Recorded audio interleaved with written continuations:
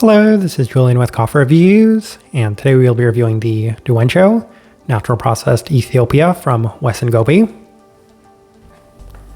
And there's the bag right there.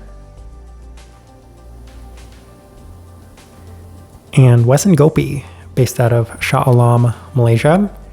And they're a coffee roaster that's appeared on this channel quite a bit, including our recent review of the Brewing, a wash-processed Ethiopian coffee. And in that review, I mentioned how much I've been enjoying Wes Ngopi's Ethiopian coffees over the last couple of months, including the Buna Amrach, which was a natural processed Ethiopian coffee that did finish in our top 5 on our top 10 coffees of 2024 list. So as of right now, Wes Ngopi is offering my favorite natural processed Ethiopian coffees out there out of any coffee roaster. So this felt like a great opportunity to try out a different one of their natural processed offerings. And it'll be interesting to see how this one turned out, as this right here is day 57.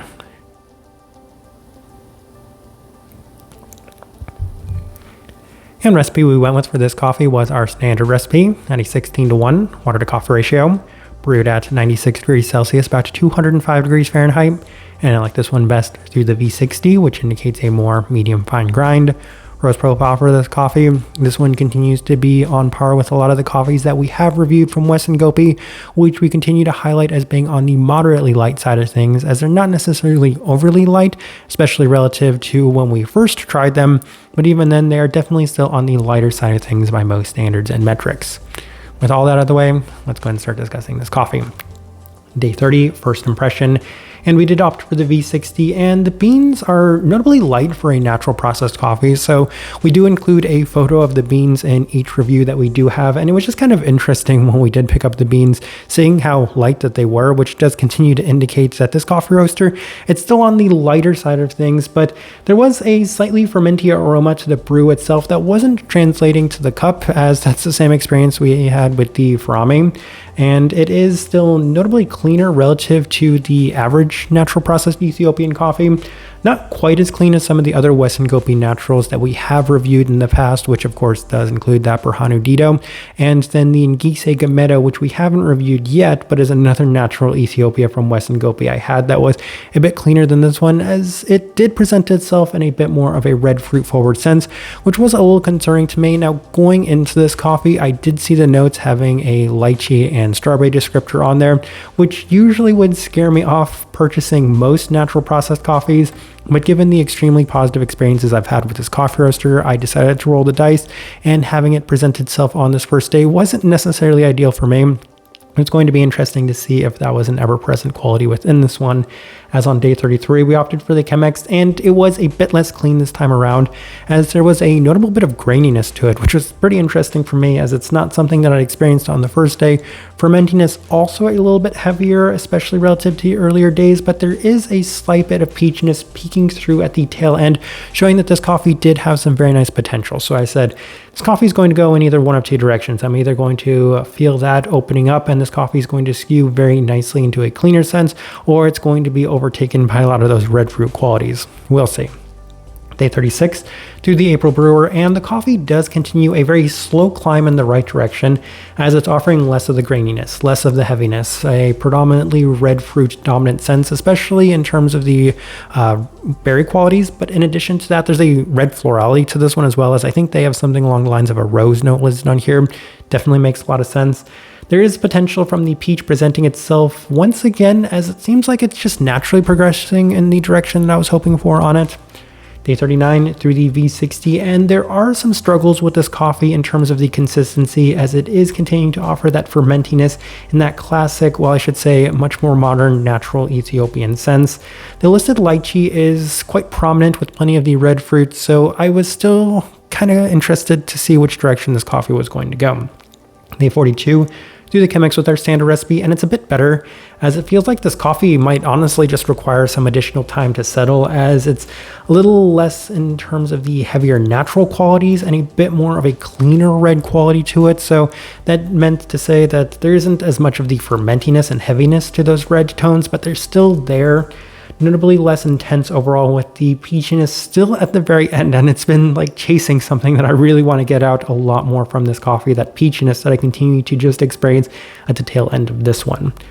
Day 45 through the V60 with our standard recipe, and this coffee is by far the best that it had been to this point. And I mentioned that in our Farami review as well, that around this day 45 mark, that's when these coffees do seem to just skyrocket, as it improved so much from some of the earlier days, as it's finally hit its stride in terms of the better level of definition, as there are a lot of strawberry aspects, but they are presenting themselves in a cleaner sense, as it's just notably cleaner this time around. The peach is also much more abundant, much more prominent, so I'd been hoping for this one to really present itself in a much more abundant sense. It's sweet and balanced and just better overall.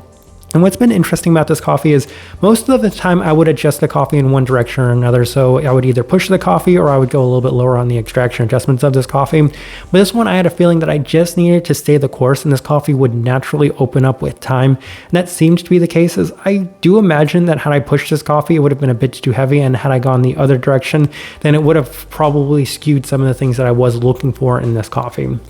Day 48 through the Chemex with our standard recipe, and it's improved from the earlier days as well, which is a very prominent indicator that this coffee just naturally improved with time. There is a slight bit of that graininess once again, so that's why I picked the V60 as my preferred brew method for this coffee. Otherwise, the fermentiness is toned down, giving it a nice level of clarity, especially for a natural processed coffee with plenty of the strawberry and peachiness to it. Day 51 through the V60 with our standard recipe, and the coffee is at its best once again, as there's a very slight graininess that's hindering this coffee, which does give me an indication that maybe this one just needs a bit more time as well. It offers a cleaner red fruit experience with slightly more of that strawberry compote-like feel and that red florality once again. A slight bit of peachiness coming through with relatively low fermentiness, though I do have to highlight the fact that the fermentiness is still there. All right, let's go ahead and put up the tasting wheel so you can see what we're getting.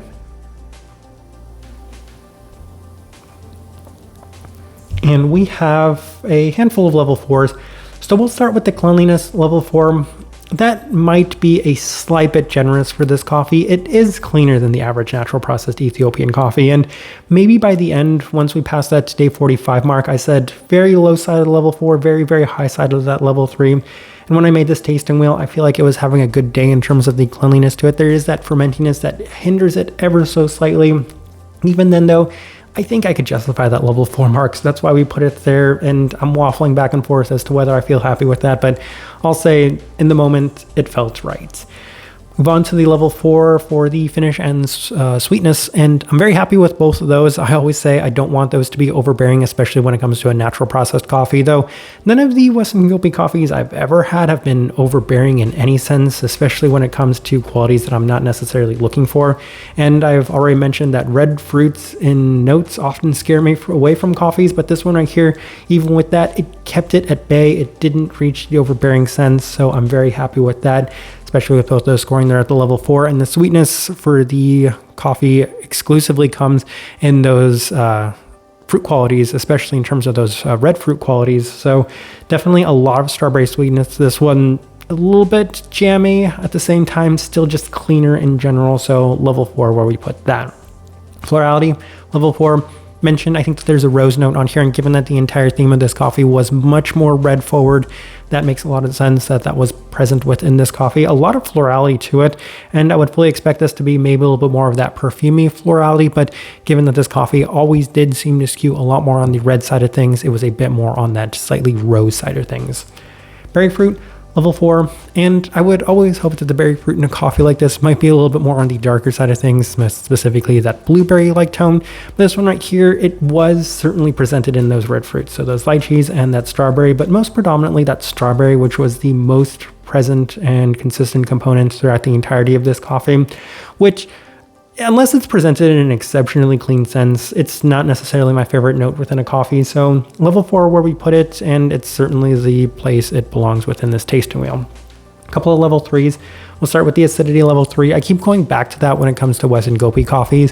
In a lot of ways, it reminds me of some of the earlier Sweet Bloom coffees from, I want to say, mid to late 2010s, as those ones seemed to be very clean, very sweet, without offering that very strong brightness to them. And that's what this coffee at times can remind me of, or these coffees, I should say, in general. They are cleaner, especially in terms of the natural processed coffees, with really nice intensity and sweetness, while at the same time not having that very strong level of acidity to them. So, and kind of off comparison, given just how drastic the profiles of those two coffees are different.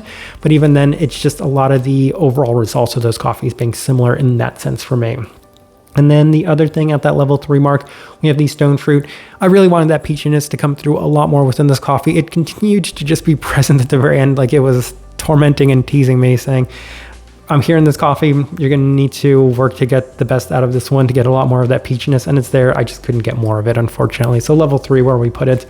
And then the final thing worth discussing in this tasting wheel, body level 2, lighter bodied cup of coffee in general. And I'm not entirely sure what to make of that. I think in paper, in theory, it might have been a little bit heavier bodied, but given that we were making this coffee alongside some other coffees that had a bit more texture, notably thinking of that Kenyan coffee, level 2 seems fitting.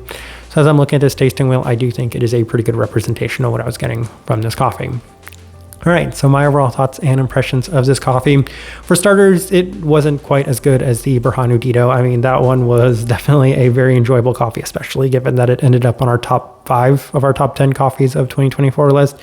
Even then, this is extremely good for a natural processed Ethiopian coffee. I feel like I probably could have put this one on our top 10 coffees of the year list last year as well. It just wouldn't have been as high as that Berhanu Dito because it's still significantly better than the majority of natural processed Ethiopian coffees that we do review, but maybe not to the same extent as some of the other ones that we've had from Wes Ngopi. So all of this is to say, they've set such a high standard for themselves when it comes to these Ethiopian coffees that something like this, that it's very, very good. It can feel, I don't want to say a little bit of a letdown, but not to the level of expectations that I did have for it going into it. I think I was maybe under the impression that every single Wes Ngopi natural processed Ethiopian coffee we're going to be reviewing was going to be just truly exceptional. And this one's still very nice, but I just continue to highlight the fact that there were some other ones that we've had from them in the past that were a little better. And certainly stay tuned because I do have the Ngise Gameta, which is the coffee that I've been highlighting from them so much. I have not opened it up and tried it yet, but that will be something that we'll be reviewing here in the near future.